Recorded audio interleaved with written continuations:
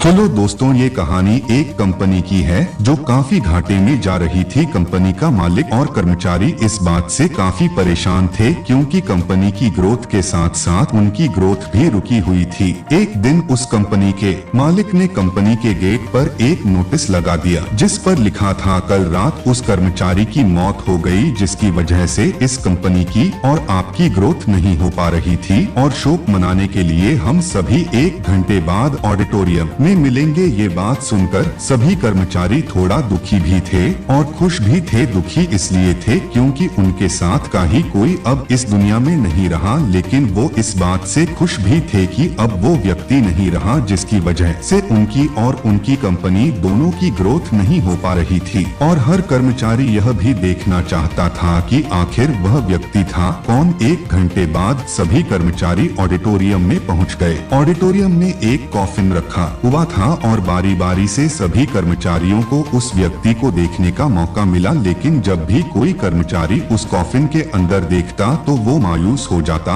और सर झुकाकर वहां से चला जाता क्योंकि उस कॉफिन के अंदर एक आईना रखा हुआ था जो कोई भी उसके अंदर देखता तो उसे अपना ही चेहरा नजर आता। उस कॉफिन में खुद को देखकर कर्मचारी ये बात समझ गए कि कंपनी की ग्रोथ किसी और की नहीं बल्कि उन्हीं लोगों की वजह से कम हो रही है जो उस कंपनी में काम करते हैं। ये छोटी सी कहानी हमें ये बात सिखाती है कि हमारी असफलता और हमारे फेल्यूर का कारण कोई और नहीं बल्कि हम खुद हैं। अगर हम अपने काम में अपना 100% एफर्ट नहीं देंगे तो हमारी ग्रोथ कभी हो ही नहीं सकती। कामचोरी किसी भी इंसान को लाइफ में कभी भी आगे नहीं बढ़ा सकती। इस बात से फर्क नहीं पड़ता कि आप किसी कंपनी के लिए काम करते हैं या फिर आपकी खुद की कंपनी है। फर्क इस बात से पड़ता है कि आप अपने काम को कितनी लगन और मेहनत से करते हैं। किसी कंपनी में अगर हर कोई व्यक्ति कामचोर हो जाए तो वह कंपनी कभी ग्रोथ ही नहीं कर सकती। और ठीक इसी तरह अगर हम खुद के कामों में भी कामचोरी करेंगे तो हम खुद भी कभी लाइफ में ग्रोथ नहीं कर पाएंगे। कई लोग आज भी अनसक्सेसफुल सिर्फ इसलिए हैं क्योंकि वो अपने काम को मन से नहीं करते, मेहनत से नहीं करते और अपने ही काम में कामचोरी दिखाते हैं। अगर लाइफ में आपको सक्सेसफुल होना है तो अपने काम के लिए खूब मेहनत करिए, कामचोरी मत करिए और हमेशा 100% एफर्ट करिए। याद रखें कि मेहनत का फल एक ना एक दिन जरूर मिलता